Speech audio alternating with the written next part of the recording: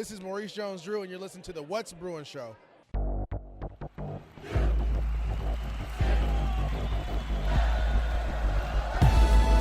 You're listening to the What's Bruin Show, part of the What's Bruin Show network, with your hosts, Jake Berryfield and Mike Regalado, and occasionally some friends, talking all things UCLA sports. And now, it's time for the What's Bruin Show. Hello, welcome to What's Bruin. I am your host, Jake Berryfield, and my good friend, Mike Regalado from Bruin Report Online. Mikey, say hi. What is up? We are back, people. Big applause, Big Mike. But yeah, and he's been waiting patiently as I'm like sitting here typing into my computer, writing notes down, whatever, about something totally related to What's Bruin Show, but that's okay. We just started right now. And in case you missed it, Mikey did a solo show last week. Thank you very much to him while I was on vacation. And now I'm back, and it was a nice trip. It's the What's Bruin Show on the What's Bruin Show network. Thank you for your support. I just posted a bare minimum earlier today, which is all about my daughter and her bare minimum life up at University of California, Berkeley. And it was her about to head back from winter break. So it's about a month old. It was in the can for a while, and I just finally got around to publishing it. So enjoy that if you will. I think it's on all the feeds as opposed to usually I just put it on the Patreon, but this time I put it out there. So that's fun if you want to hear about me and my daughter and her plight at Cal. But other than that, What's Bruin Show on the What's Bruin Show network, as I just said, what'sbruinshow@gmail.com, what'sbruin.substack.com, patreon.com/what'sbruinshow, or what'sbruinshow.com. And you can support us. Mike, how much?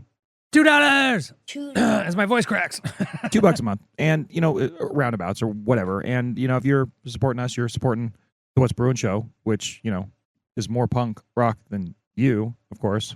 The What's Bruin Show is more punk than you. Hells yeah. We support you, damn it. And at this point, that's pretty much all it is. All these grand schemes and plans and whatever. And it turns out me and Mike are just kind of trying to survive here in the late winter of 2025. Mm-hmm. That's okay. Mike, you're doing a great job. Thank you. Thanks. You can also call a hotline. I need a hotline call, by the way. Like one of you sons of guns. Yeah, I said send us some questions, a mailbag type of situation, and none of you. Whatever. I don't want to. Failed. That's okay. I'm just kidding. That's well, fine. no. They did. Hello. But just put it, like, don't you have to ask us anything? Just call the number. Yeah. What is the number? 805-399-4 WBS. Suck it, Troy. And just call it and say, hey, flip us off. Verbally flip us off. Whatever. What do you want to say? Because I need it. I don't want to. I'm not going to call myself, damn it. Like, I'm not going to lower ourselves to keep the hotline around by calling ourselves. So one of you needs to do it. So just do it now. Say what's up, right? Whatever. Carrie, I want to hear your voice. It's been a while. Mike, you're supposed to say it's been a while. Bill's not here anymore, right? I know, right? That fucker. So anyways, What's Bruin Show? What's Bruin Show Network? Thank you. And we are going to talk some basketball today, I suppose. One little tidbit, not really a headline. It will be a headline, but one football tidbit. Well, let's just do a headline then. All right, cool. These are your What's Bruin Show Brofluid headlines with Mike, that guy. What is it, Mike? Well, is it qualified as breaking news? Really quickly to preface this headline, there were 5 Bruins. I don't remember if I mentioned it last week or not, but there were 5 Bruins that got invited to the NFL Combine. That's fun. Tight end Moliki Matavao, linebacker Kane Madrano, edge rusher Oluwafemi Oladejo, linebacker Carson Schwessinger, and the defensive tackle Jay Toya. Let's give them all a hand. Today it came out. We're giving them a hand, Mike. Go Bruins. Go Bruins. Go Bruins. Go Bruins. Go Bruins. Go ahead. Today, Mel Kiper released his, first round mock draft. He had... Wait. Is it positive for the Bruins or negative for the Bruins? Oh, this is really good. Oh, Mel Kiper's so awesome. Yeah, Oluwafemi Oladejo. As opposed to those years when he's really bad on the Bruins, then he's a freaking hack. I know, right? But no, he has Oladejo going in the first round of the NFL draft, which is in April, I believe. That's awesome. So that's awesome. Yeah, I've actually kind of been... one of my favorites of the last number of years, Femi Oladejo. Thanks, Cal. That guy. Yeah. Thanks, Cal. So, Go Bears. I wanted to see... I'm starting to do some research with that to see where the Bruins are headed, but as of right now, Oladejo seems to be the top choice, which is weird because I would think that Schwessinger and at least Toya would be in the first 4 rounds of some of these mock drafts, but a lot of the mock drafts too only do 1 or 2 rounds, which is whatever. It is a bit much to go through 300 or whatnot number of players.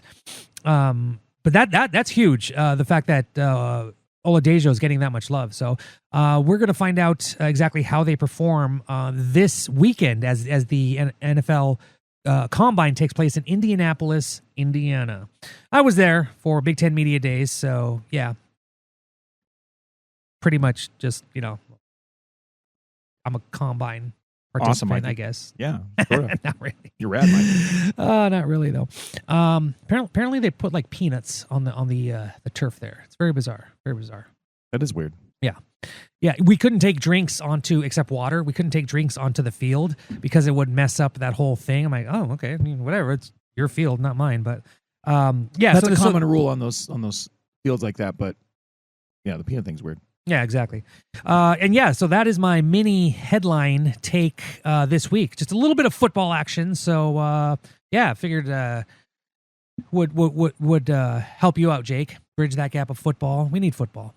We do. Spring ball. But it's still a long ways out, Mike. Yeah, we still got just about 5 weeks until spring ball. So yeah, and even then, it's like yeah. Yeah. But it's something. It's it is football. So. It is actually something. Yeah. So. Yeah. All right. Well, let's get to basketball. All right.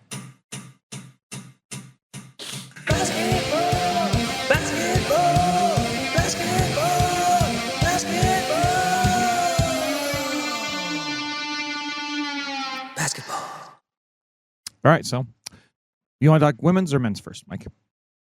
I don't know. I have a lot to say about both. I'm sure you do. Let's do. Go. No, you. You. Men's. Okay, go. Let's go. So they had a really bad loss when I was on vacation. Oof. The Minnesota Golden Gopher loss, supposed to be Mick Cronin's 500th win, but they didn't do that. Turned out to be his 500th loss. No, not really. Yep, but it was bad. It was real bad. Everybody's lamenting everything. Oh my gosh, we're questioning everything. Oh my gosh, is Mick Cronin going to coach his team going forward? Oh my God, they're heading into dark, terrible places. And then got this game against Ohio State. It was like Bill Walton night and stuff. Yeah. And they ended up Which I do want to talk about that. That was really cool, but... Well, let's just get to the Ohio State game. So they win 69-61. Well, really quickly, can we talk about Minnesota? Oh, I'm sorry. I thought you were talking about Minnesota. Yes, let's go back to Minnesota. They lose 64-61. They were kicking the crap out of Minnesota for a long time. Yeah. And then they let that fool Garcia go off. God, he had 5 points in the first half. Yeah. You can't do that. 27 in the second half. Just so many things wrong. And if you read the Bruin Report recap, same thing. There were just so many questionable coaching decisions by Mick Cronin. Like why Adai Mara only had a few minutes in the second half. He talked about how he wants guys to play defense, and these guys are just worried about their shots and their points. But yet you have Sebastian Mack in there, who is kind of a defensive liability. He's not horrible, but he's not the greatest defender. Why aren't we seeing more of Sky Clark? Kobe Johnson is in there, as he should be. He's the best defender on the team, and it's been good that he has produced some offense lately. So I'd like to see more an offensive game from Kobe Johnson going forward, especially into the postseason. But yeah, when you have these guys who are just kind of like struggling, like even Dylan Andrews, he peaked for a while, and then he's kind of like back to just mediocre Dylan Andrews. Yeah, it's been brutal. He has good defense, but some of these rotations were just a little bit weird, and it was just really bizarre how Adai Mara was not in that game, especially late. Because was he still under the weather supposedly, or was that part of it? Yeah, that was the game prior. Yeah. That was the game prior. He might have had something lingering, but but it's not like he hasn't sat a lot in other games throughout the season, so it's like it's not like it's been unusual. And especially since we've seen his emergence over the last month. Yeah. So there was just like a lot of questionable things that Mick Cronin did, and he was livid. And it seems like when he gets this angry, he doesn't know what to do, how to react. On the broadcast, they said maybe he needs a longer cooling off period, which probably, because it was weird. how, he gets on the players. He talks about that. He did say, a lot of people were saying, oh, did you see that press conference? He's not taking accountability. Actually, he did. He said, it's on me. It's on the coaching staff. It's on me. We didn't prepare, blah, blah, blah. But the weird thing is when he said, when he kind of got on the fans. I mean, your UCLA's having... This is over the free throws? Yeah. Well, yeah, exactly. UCLA's having trouble getting fans in Pauley Pavilion as it is. And to kind of get on the fans for going, ooh, and that we're actually there. That we're actually there. Yeah. And that was a little like, and he got roasted on social media. And even Bill Plaschke asked him, he said, hey, so what about the blowback? And he kind of went around it, but he goes, I don't really, just to sum it up, I don't really, follow the blowback. I get blowback for all this and this and this and this and this. But yeah, that was just a weird comment. Yeah, those are the people that are there to support you. Either way, moving on, because... like just to, with that sort of thing, you can't miss all those free throws and not expect a reaction for people that are invested in the game. You know what I'll bet Mick Cronin was saying when they missed their free throws on the inside? I want to murder that guy. Let me grab him with my little leprechaun hands and strangle the life out of him. That's what's going on in the inside of his mind. And he's going to get on the fans. Are going, And like I said, there's nobody that believes more in Mick Cronin than me. I love the guy. I love the guy as the Bruin coach. And I don't think I've ever wavered from that. But that is just a bad take, bro. You got to be, I think he's like, exactly like you said. It's not like they are selling out these games because they've been kind of up and down and because it's LA and because, it's NCAA basketball. None of these things are really at their peak right now. Yeah. But the fans are actually there caring about what's going on. They're going to be invested in that game and they're going to be freaking pissed when free throws are being missed, especially a bunch 9 of 19, 47% for the charity game. strike. That's why they lose the game. Yeah. So yeah, that's all I'd say with that. 10 missed free throws and they lose by 3. Mick probably missed that one, or absolutely did miss that one. And just, think about what you're thinking at the time, Coach. The fans are thinking the same thing. Yeah. What's funny is that someone put out Mick Cronin's team free throw percentage for the last about 10 years, I believe it was, both at UCLA and Cincinnati. Not a single team was higher than 100th or lower. Not a single team was in the top 100 in the nation in free throw shooting. This year, UCLA something, I think they're 305th in the nation or something like. It's just, that's a key component that has to be.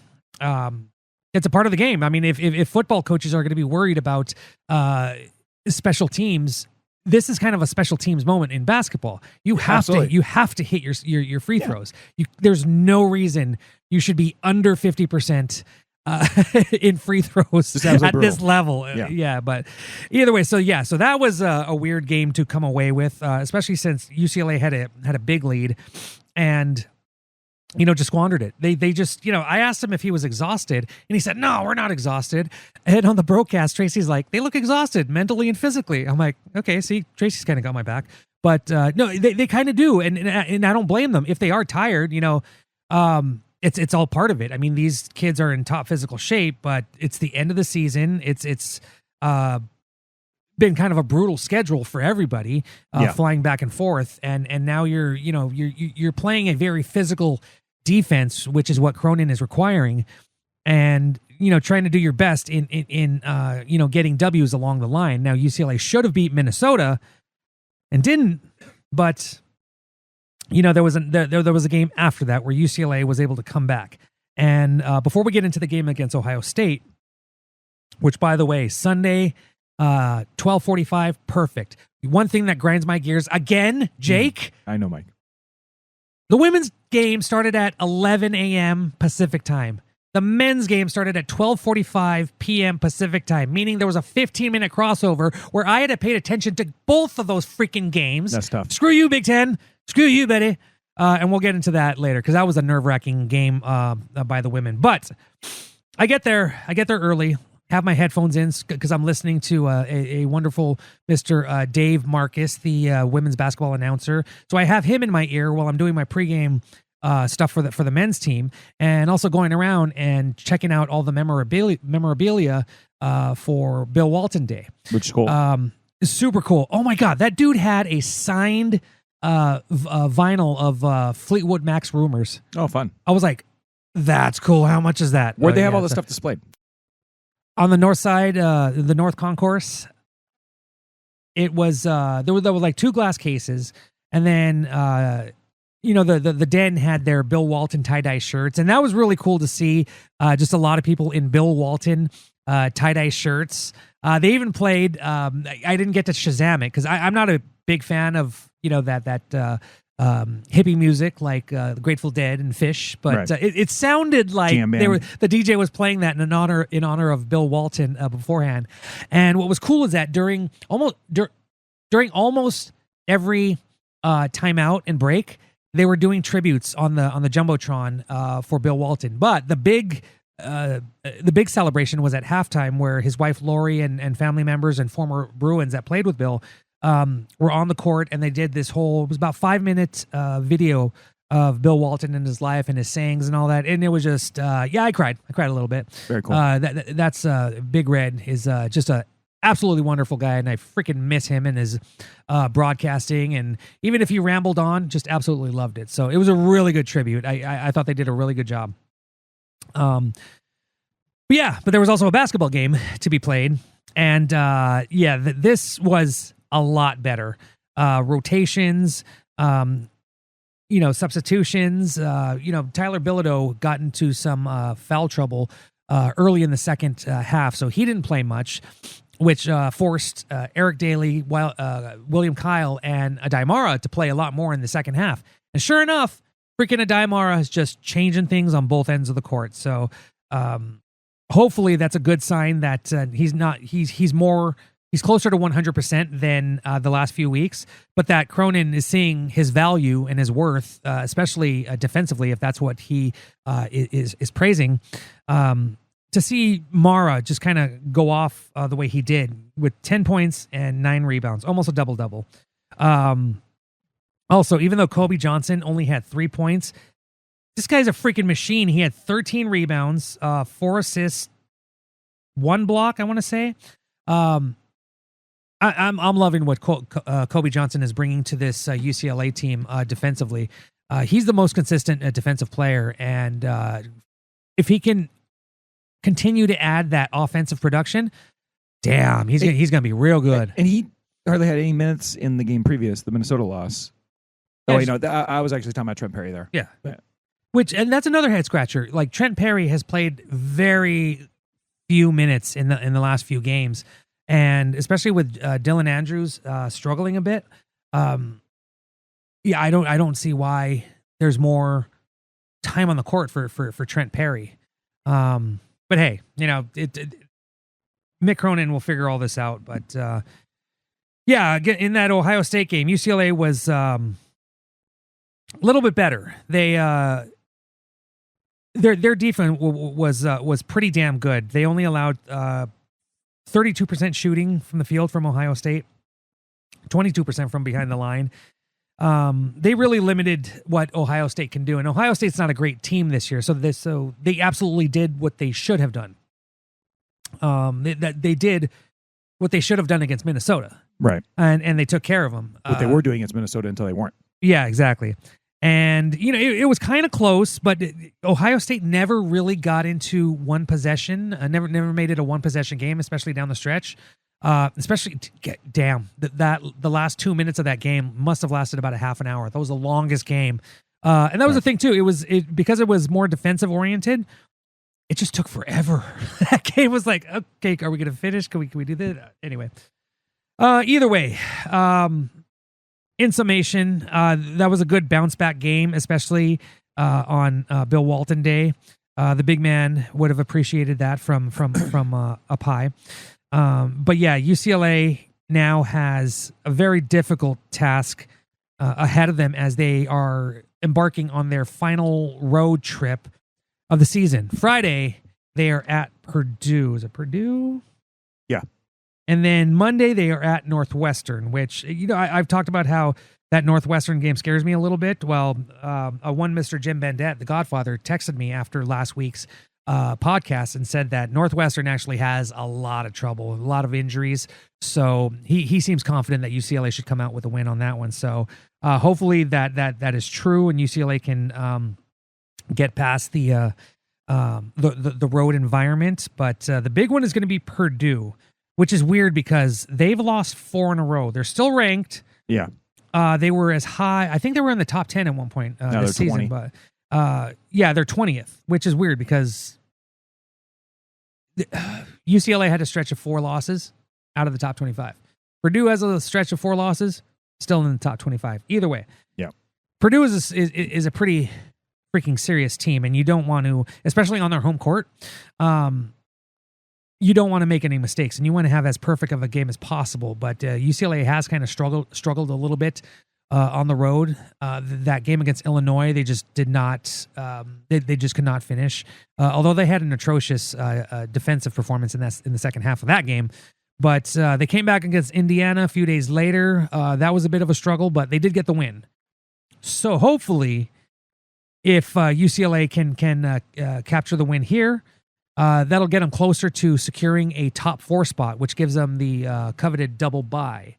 But yeah, we'll have to wait and see about that. And then UCLA finishes things off on Saturday, March 8th, which it was just announced today that tip-off will be at 5 p.m.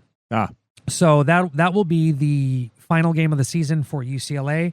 If they can go, obviously you just want to win. And I believe if they win these last 3 games, I think they do secure a spot in the Big Ten tournament. They secure a top 4 spot in the Big Ten tournament. And that will help them out a lot because that'll give them one fewer day to play. And it'll just make the path to the tournament championship that much easier. They really need like Maryland to lose, and they don't have to worry about Wisconsin as much, right? And I think that's where it's at. Yeah, because they still need to catch Wisconsin. So they need Maryland and Wisconsin both to lose. Yeah, so they're.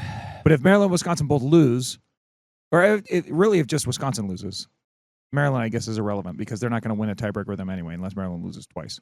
Yeah. Right. And but because they'll beat Purdue, if they beat Purdue, that'll put them ahead of Purdue.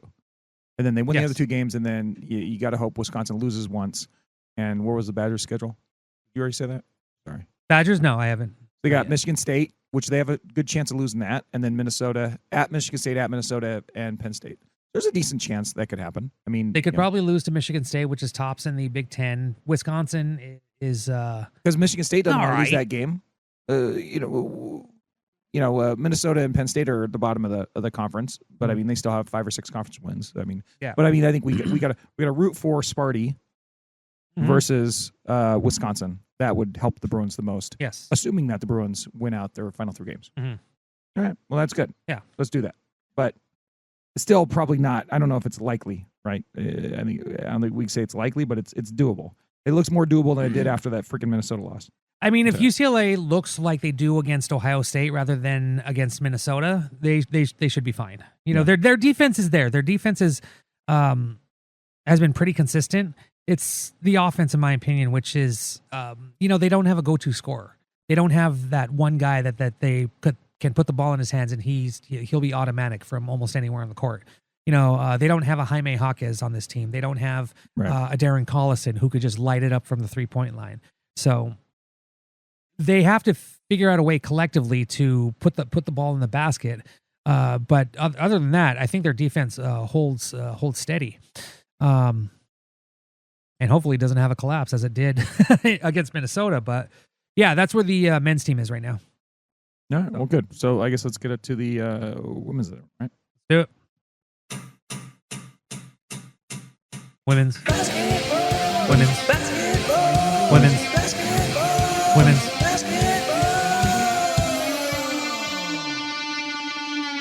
Basketball. So, Mike, we're going to talk about your number 2 in the nation women's basketball team. Why are they number 2? Why are they behind those stupid Longhorns? I have no idea. Where are the Texas- ladies? Texas Texas team, has a are they Longhorns? Yeah. Why? Because I guess we don't ever like split that hair as far as like mascots. You know, a mascot that's actually a male animal or whatever. yeah, like, I definitively. mean, Like how many of them are there actually? Not to go on a tangent here. I know. Well, it's kind of like my I complained about this last fall. It's like boys and girls go to this my daughter's high school, yet they're called the Minutemen. Yeah. So the girls are the Minutemen. Yeah, well, That's why they should be the Minute persons. So, but that's too woke for some of you. But no, Well, what do you do with the Longhorns, for Christ's sakes? no, I totally get it too. Especially It's not like you can call the women's basketball team a bunch of cows. That's even worse. Yeah. I mean, I don't know if they use. I know some teams use "lady" in front of it, like the Lady Volunteers. And actually, that's their it thing. sounds nice. It sounds True, but I but- know that's kind of backwards too. Yeah, I mean, It's like because we're just trying to do our best here. yeah, because I mean, we're not saying the Lady Bruins and the Gentlemen Bruins. You That's know, right. distinct. They're Bruins. I would like That's to say it. gentlemen That's Bruins Bruin. though. I'd like them to act like gentlemen. I- I'd like them to honestly, I've I'd like said them that not to go to too. China That and, would and be get arrested for awesome. stealing. They could be a real gentleman. Well, yeah. Wow, you went there. I did. I'm feeling it right now, bro. I'm on a heater. But what I'm saying is this: No, I know it's no matter how you slice it, Uh-huh. do Longhorns deserve to be number one? Oh Yeah. hell no, no. no. They have a nice When you resume. look at their, You know, versus they the did Bruins beat resume. 3 ranked teams in a row. Whatever. Which you got to give them that a little bit. But even still, UCLA has a better record against the top 25. They have a better overall record. They're the only number one. They're the only one-loss team in the nation. And look, it doesn't really matter. If you look at like the Lenardi crap and all that stuff, all the March Madness stuff, Uh-huh. a lot of most places have the Bruins as number one seed still. But as far as the rankings go, I just have one little data point. When you have one team with 2 losses and then one team with 1 loss, number one, I'd go with the 1 loss team. And then when you say, well, geez, who did Texas lose to? Well, they lost to South Carolina. Go Cox. Yeah. And they got their ass kicked. Yeah. By those Lady Gamecocks. You want to? That's You another one. know, There's another one right there. The Gamecocks. oh wow, very good. Jesus Christ. What are we doing here? Nice. Anyways, nice. They got their ass kicked. No, along that line, you know what pisses me off too? I'm looking at the women's net rankings. We're splitting here. Why is UCLA 5th? UCLA has it. Okay, here are the quad 1 wins for number 1 UConn, number 2 South Carolina, number 3 Texas, and number 4 Notre Dame in the net rankings, and number 5 UCLA. Texas or UConn quad 1 4-3. South Carolina quad 1 11-3. Texas quad 1 11-2. Notre Dame 6-3. UCLA, how many quad 1? What's their quad 1 record? 10-1. And obviously that was their only loss. So in quad 2, 3, and 4, they're 5-0, 3-0, and 8-0. How are they this far down? I don't I have no understand the idea. net rankings. I don't. Well, we understand it's a East Coast bias. It's funny. I had to explain how the AP comes about to this lady at work who she thought it was based on rankings. You know, she's slowly getting into basketball, like college basketball. She's a pro sports fan, but she's getting into college basketball, and so she didn't know that the AP was based on voters. And she's like, why is UCLA number 3? This was last week. Right. I'm gonna like, that's just based on the voters. And most likely everyone has Notre Dame and Texas ahead of UCLA because of the East Coast bias. Because there's absolutely no reason UCLA should be number 2 or 3 behind, especially if they have a better record against the 2 teams in front of them. No reason. Now, You know, and if you're telling me that your ranking system has the Bruins this, there, or whatever, or some other team above them or whatever, because it's based on like only statistical data, Yeah. then fine. Like there's no arguing with that. It's fine. Yeah, exactly. Like there might be something wrong with your system, but Yeah. your system says this because the input you plugged it into. You know what I'm like saying? the net rankings, they're 10-1. There's no That's the manipulating best it. record. But if that's- it's Ugh. based on all the silly, human rankings, yeah. get out of here. Here's one thing that I will say is it's telling, positive for the Bruins this week. Texas had 19 first place votes. UCLA had 11, so they're right there. So the voters are saying, hey, UCLA USC had is one. Yeah, well, I wonder why they won that stupid game. Anyway, no, but you're right, Mikey. yeah, And- but they and by the also way, lost to an does it- unranked Iowa team. Does but, it really matter though? Does it really matter though? The doesn't AP really matter right right now, no. It's concerning that they're so low in the net rankings, but what was it last weekend? Not this past weekend, but the weekend before, they had the first top 16 reveal, and UCLA was the overall number 1 seed. Yeah, that's what I'm saying. So like, Yeah. when you look at that, like, look, and by the way, if the Bruins win out, Mhm. are they probably going to be the number 1 overall seed Oh, in yeah. the Yeah. tournament? Yeah, probably they are. And so it really doesn't matter as long as there's not some sort of epic collapse, or as long as the thing we've all been worried about for the last 2 weeks isn't something to worry about, and that is what, Mikey? Hamstring. No, Lauren I- Betts' lower leg. her lower leg injury. Well, Yes. I mean, it seemed fine in the last 2 games. She Which is scored good. over 20 points. So. But I mean, like, if something's going to go wrong, it's going to revolve around Lauren Betts being somehow unable to be her stellar self, right? Yes, Does that make exactly. sense? Yeah, Especially with definitely. that big final game showdown. Yeah. And however they do in the conference tournament and all that stuff. Yeah. So with that being said, Mike, let's go back Okay. to the actual games for a moment. Yeah. Yeah, I know you want to talk about this narrow win that they had. What's the last game you talked about from last week? Did you talk about Michigan State? So, you talk about Michigan State? So yeah. They- So they- 2 days later, after I released the last podcast, UCLA was at Pauley Pavilion against number 25 Illinois, and guess what? Another double-digit win against a top 25 team. Now, this game was, as I said, Lauren Betts was in a boot the game prior. And it was like, what the hell was going to happen? It was the play for K game. Everyone's like looking to see where she's at. And I was right there, feeling a little creepy, being just outside where they exit the locker room to get a picture of Lauren Betts to see if she's in a boot. Is she suited up? But yeah, sure enough, she was suited up. And she goes in and gets 22 points, 7 rebounds, and 8 blocks, and was just an absolute baller in that game. She did not look hampered by anything in regards to her foot. Now, whatever nagging injury she has, it's probably carrying over, but it did not seem to bug her in that game. The thing that worries me a little bit is that the rest of the team really isn't starting as quick as Betts. Like London Jones will have like an early 3-pointer and then kind of fade away a little bit. Kiki Rice, Gabriela Jaquez, who I believe I wrote this in my preview for the Wisconsin game. They need to start out fast. They aren't as prolific scorers as Betts, but they can hold their own. Kiki Rice has been kind of starting slow, but she did end up with 16 points against Illinois, and I believe she had 17 against whoever they played after that. Iowa, during that Iowa game. that Iowa game was the Yeah, that was just that game sucked. Luckily, there are a few other players that are kind of coming alive. Angela Dukelich is kind of holding her own. I would like to see her be a lot more consistent. Her and London Jones a lot more consistent from the 3-point line.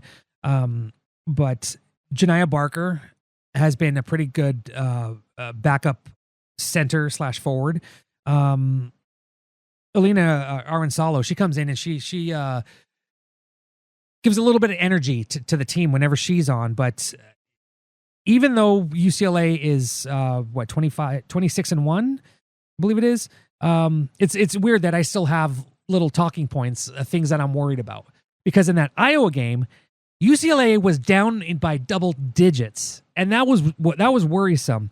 Simply because the last 3 games on the road, UCLA barely won at Oregon. They lost at USC, and then to barely have and Iowa made some mistakes late in the game too, and that helped the Bruins win that game. But UCLA really needs to they need to figure out how to play offense consistently, because the last 3 weeks has been subpar. Now, really quickly, I'm going to go over these stats really quickly. They're here somewhere. Yeah, UCLA averages 78.7 points per game for the season. In the last 6, that has dropped to 66.5. Defense, they've allowed 56.2 for the season. In the last 6, 60.7. Now, they're still winning, but they don't seem to be as dominant as they were early in the season. And I'm sure a lot of, anyone hearing this, there's at least one person going, "The hell are you talking about? They're 26-1." Mm-hmm. But it's those little things, especially playing away from Pauley Pavilion, that I'm hoping does not bite them in the keister. Now, they play at Wisconsin on Wednesday. Wisconsin's not a great team. They are 4-12 in conference, but they are 9-5, I believe, at home. They even beat Michigan, which is a pretty good team, on their home floor.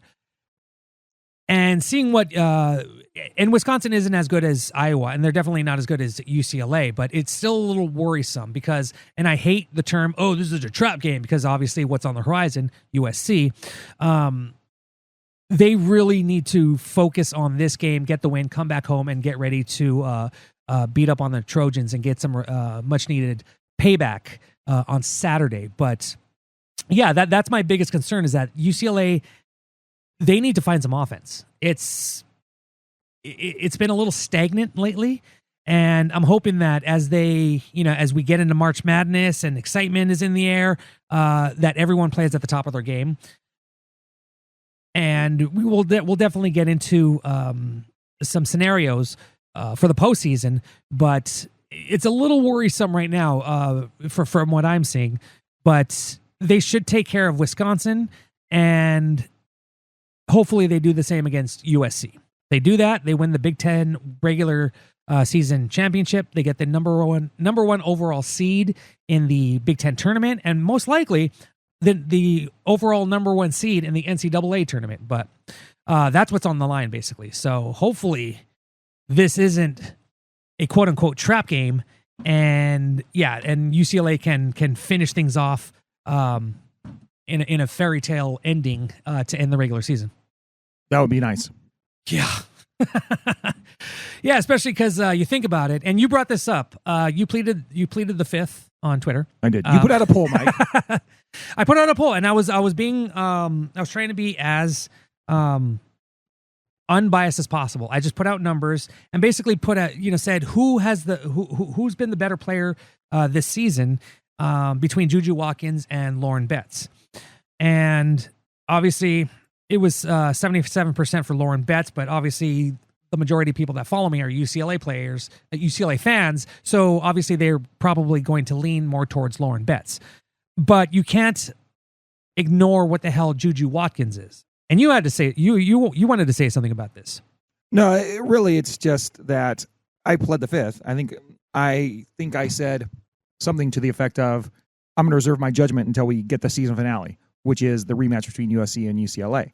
And that game, even though the Bruins have had this wonderful season, that game's going to be a kind of a referendum on that whole argument of Betts versus Juju, and really, kind of tell the tale on how we look at this season to one degree or another, with how they match up to the crosstown, in the crosstown showdown for the women's basketball team. Yeah. And the bottom line is that Betts was not 100% during that first showdown a week or two ago, but still, Juju Watkins dominated everybody in that game, stole that game pretty much on her own. Yeah. And down the stretch of that game, she was the best player on the court.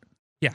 Now, there's going to be a rematch, but right now, who's ahead in the standings? UCLA or USC? USC by half a game. Right? And it was all because of that game. Yeah. Now they're going to have another game. And if UCLA wins that game, well, then guess who goes to the top of the standings again?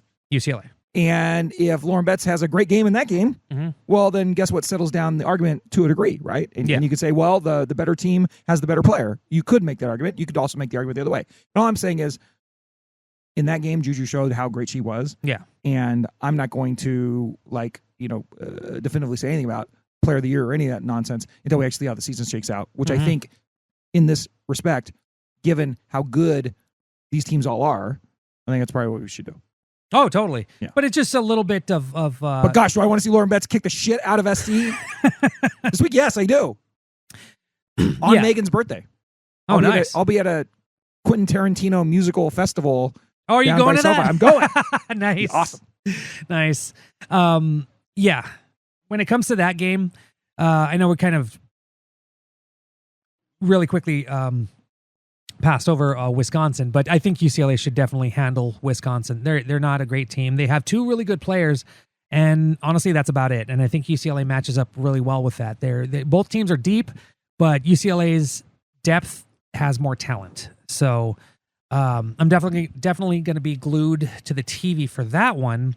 But yeah, that game against USC this Saturday, 6 p.m. Pauley Pavilion is absolutely huge, and as you said, it's going to be a defining game for one of those two teams, and the other is going to have to settle for second place. But with the way that this season has been going, the fact that last year USC gave UCLA its first loss of the season when it was ranked number 2. This year, when UCLA was ranked number 1 for 12 straight weeks, USC gave it its first loss. So this is some payback. There's a little, it's personal. And the Bruins should absolutely just be hyper-focused in that game. And I hope that they start out fast and, neutralize whatever the hell Juju Watkins does with a full team effort. Because USC's team is good, but collectively, as a team, even if Juju Watkins is better than Lauren Betts, collectively, UCLA has proven that they're better than USC. Not in that one game, but again, USC lost to an unranked Iowa team. So there's that. So that's my quick take. Yeah, and they have a chance to stamp that take. Oh, yeah. Set it in stone Uh-huh. by beating SC in the finale. Yep. All right. Well, I mean, so we talked about, bottom line is the women's team is in very good shape as long as they're healthy. And they're still uber talented. And, we'd like to see them, not struggle against Iowa. But you look at the games all the way through the season, they've kicked the living shit out of most of the teams that they've played. Yeah.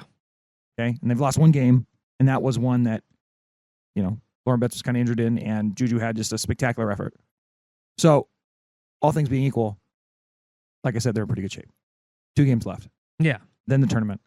How important is it? How far do you think they need to go? Did you already say this, Mike? How far you need to go in the Big Ten tournament to make sure that they still keep their big seed? Semifinals, finals? Because the way that it's set up, I think they would start their tournament in the quarterfinals. So you definitely have to win that first game, and just depending on who you go up against in the semifinals, that's going to be a big key for UCLA. But honestly, I think unless they lose horribly in that first game in the Big Ten tournament, because they have the double bye, that's locked in. They definitely are going to play on the third day of the tournament. So unless they have a horrible loss, I think they're still in good shape for a number 1 seed in the NCAA tournament. I think that sounds fine. Yeah. All right. So I'll Mike, be fine with that. anything else with the women's basketball? No, that's about it. Yeah. So, yeah, just a very intense next 2 weeks. The women finish up, then the men finish next week. So yeah, it's gonna be good times around the basketball campfire the next 2 weeks. Let's go. All right. Well, with that being said, what's brewing with you? What's brewing with you? You ask me. What's brewing with me? Yeah. What's brewing with you? What's brewing with me? What's brewing with you? Mikey, what's brewing with you? What's been going on? Last Friday, I was helping out my buddies do this Friday night radio show out of downtown. They're called Audio Bond. Great show. They revamped their show, and they asked me to help out, and I did some work, some camera control work. Jake, my buddies are video and audio nerds, kind of like us, but they have the video. They have the video aspect of it down to a T. And they have this Rode controller, which you basically plug in HDMI cables from individual cameras and just set it up to hit a button, and boom, camera 1, camera 2, I love camera that. 3, camera. It was awesome. And We're never doing video, but yes. I should take a video next time I'm over there. But yeah, I was helping out with that, and it was funny because I thought I've never done a lot of video stuff before. Video editing, yes, but video production, different freaking story. So I asked my buddy, I was like, hey, is there like a, what the hell are they called? the booklet that comes, instruction booklet. Jeez, I'm so tired. I was like, is there an instruction booklet, something online I can see, blah, blah, blah. And my buddy's like, dude, I'll teach you this whole thing in 5 minutes. Sure enough, it was just so easy to do. So if we ever consider doing video at whatever point, we have an easy way in to make this shit simplistic enough for the both of us. But yeah, just did that. And yeah, just kind of like winding down with all these basketball games. Sunday, as I said, I was covering the women's game. I got to UCLA early to watch the women's game, and then until I had to go and work the men's game. Yeah, it was just kind of like dividing my attention. Although thank God for the ADD, dividing my attention between two events. And luckily, both Bruin teams got wins on Bill Walton Day, so that was cool. So that's what happened with me over the weekend. Jake, what's brewing with you? So a nice long vacation was just really cool. I was up in Sonoma and Napa, and then in San Francisco, and then in Oakland/Berkeley, and then Pismo Beach last, and just had a really nice time. I'd never been to. How long were you there? Were you gone? I was up in Sonoma for like 4.5 days, and we stayed at a cool place right off the 101. And I'm thinking about kind of doing a little like bonus pod about this whole thing, so I won't go too deep into it, I guess. But I'll just say this: I spent a lot of time in the last number of years in Los Olivos, which is the kind of the wine country that's just north of Santa Barbara. It's about 45 minutes outside of Santa Barbara, or over there by inland or off the 101. That one's right off the 101, really like the Buellton area. And I'm trying to think of the what's the Solvang? Yeah, Solvang. Yeah, it's right next to Solvang. It's literally connected to Solvang. Okay. Cool. And it's nice up there. It's cool. And it's the closest place. I like Santa Barbara, going to Santa Barbara as well, and so it's nice up there. But then you get to Paso Robles, which is up by San Luis Obispo and Pismo Beach, and Paso Robles is even better than Los Olivos. But I'd never been up to Sonoma and Napa before, and now going up there, I understand why that is the spot. That's the best. That's the best of the three by far. And it's just because, number one, like all the pastoral views and the farm it's life, lush and hilly. Yeah, it's so gorgeous. Number one, and then all the places. Gosh, you can spend a whole lot of money real fast up there. But the food, every place you go into just had the best food. And I went to a couple just awesome bars and had some great cocktails. And then the service was great. And the guy at the one cocktail bar told me about going to this other place with another cocktail bar. And before you know it, oh, that's cool. It's just wonderful. So I had a great time up there. And then coming down to San Francisco, we actually spent some nice time in San Francisco at a couple of great meals, and then spent some time with Megan up at Berkeley, which was super cool. And we found another couple cool places to eat up in Berkeley and in Oakland. So I love that. So I just put it this way: I spent very little on lodging this time because we had some hookups and some deals that we were able to take advantage of, and thank God we did, because unbelievable tally on restaurants and bar tabs. Unbelievable tally. So I'm going to have to work a little bit overtime to make up for that. But it was a very nice 9 days. And Jack Rosenfeld, our good friend, will be proud of me. I actually did. So I went up. We were gone for 9 days. And every other day I ran a 10K, which, damn, because I'm like trying to keep ahead of all the eating and drinking I was doing. Yeah. And so, and I managed to. I only came back and only gained a couple pounds, and I'm feeling real spry and good. And I'm running more than I ever have, very slowly. But I'm doing it, and I'm feeling good. So that's what's really me, Mike, and it was a nice week off. Nice. Now back at work and business as usual. Really quickly, dude, there's so many good shows this year. I mean, I know you've been going to some, but I was thinking about going to Santa Barbara because at the end of March, I don't know if you know this band, The Faint. They're playing up there at the Santa Barbara Bowl. They have like a mini tour, and that's the closest they're to LA. Great place. So I told my wait, Santa Barbara Bowl? Probably. Oh, it might be. I'm not 100%, but they're up in Santa Barbara. And I told my buddy Mikey, I was like, dude, road trip. They play on a Friday. I was like, dude, I'll go pick you up. He lives up in Newberry Park. Be there probably an hour later. See it, and it's not get a spot there. Yeah. So I'm debating whether I want to do that soon, but oh my God, there's so many good shows. Refuse is playing. I miss this one French pop French band called Nouvelle Vague. They played at the Regent last Tuesday, but I was covering a freaking basketball game. So unfortunately, I didn't get to see that. But man, there's so many good shows coming up. I'm just, it's just, Absolutely. it's just awesome right No, now. Anyway, my yeah, daughter this- sent me like festival posters from like she sent one. Molly sent me 2 today. One that's gonna be local and one's gonna be in freaking Atlanta. But it's like the shows are back. Like they disappeared for a long time, but there's lots of things to go see. And I'm actually going to see. Yeah, the festivals are coming back too. Dude, I have at least a couple that I'm going to the next month or two, and a couple that I Shows that I or decided not to- festivals? Or shows. both? Okay. I really don't like to go to festivals, by the way. Yeah, same. But It's too much, but- I'm definitely I'm gonna go to. But some things you have to, because otherwise you're not going to see the acts. Yeah, like I absolutely love Cruel World. One, because it is a festival, but it's a small festival, and it's on the Rose Bowl Arroyo Seco golf course grounds. Yeah. But dear God, Jake, you've seen this lineup, right? Yeah, no, I saw it. New Order, Nick Cave, The Go-Go's, Devo, OMD, Garbage, Madness, Till Tuesday, She Wants Revenge. My God, this whole thing is freaking awesome. It's better than last year. And last year I was like, okay, it was good, but wasn't great. But yeah, no, that's probably the only festival I will go to. But other than that, yeah, all these shows are happening. Molly sent me When We Were Young festival in Las Vegas in October, and then she sent me Shaky Knees festival in I saw that. Georgia. Weird Al's performing at that one. Yeah, and that's the one that really got me because it's like one of the days. Oh, it's- Franz Ferdinand's on Saturday. Yeah, My Chemical Romance, Cage, No, I died. The Elephant, Cage Elephant, Black Keys, Public Enemy, TV on the Radio. Right? That's a great festival. That's a great day. It's like, come on, dude. And then you said Franz Ferdinand, Alabama Shakes, Vampire Weekend, Devo, Wet Leg, forget it, and Weird Al. So there's a lot of good festivals. Probably I don't know what I'll go to and what I won't, but it's a lot of fun, Mikey, and it's good the music is back. And yeah, Hells yeah, baby. yeah, absolutely. So yeah, I'm going to the Wiltern. I can't remember who I'm going to see though.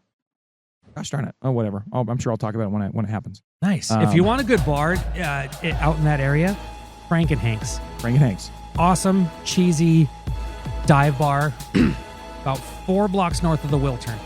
And if you have time, in back of it, there's this Korean restaurant that you walk in and it's like you're transported to Korea. Yeah. The place is called Gangnam something, like Oh, Gangnam nice. Style. Oh no, I know exactly what you're talking about. I know where you're talking Yeah, about. yeah, Okay, that- I've been over there. Awesome place. Very cool. Really cool. So Awesome. I also think I saw a drug deal when I went to the bathroom there. But anyway, Rad. yeah, Yeah, I think I do. watch your back. Very good. All right, Michael, this is very good. Thank you.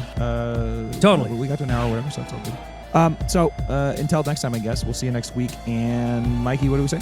Go Bruins. Good evening. Smoke 'em if you got 'em. That was the What's Bruin Show. Try us tomorrow. Same bat time, same bat channel. It's gotta be in or out, Mom. In or out. Well, I need the door closed. Thank you for your cooperation. Dude, Brock, we play some ball on the West Coast. The final word is boob.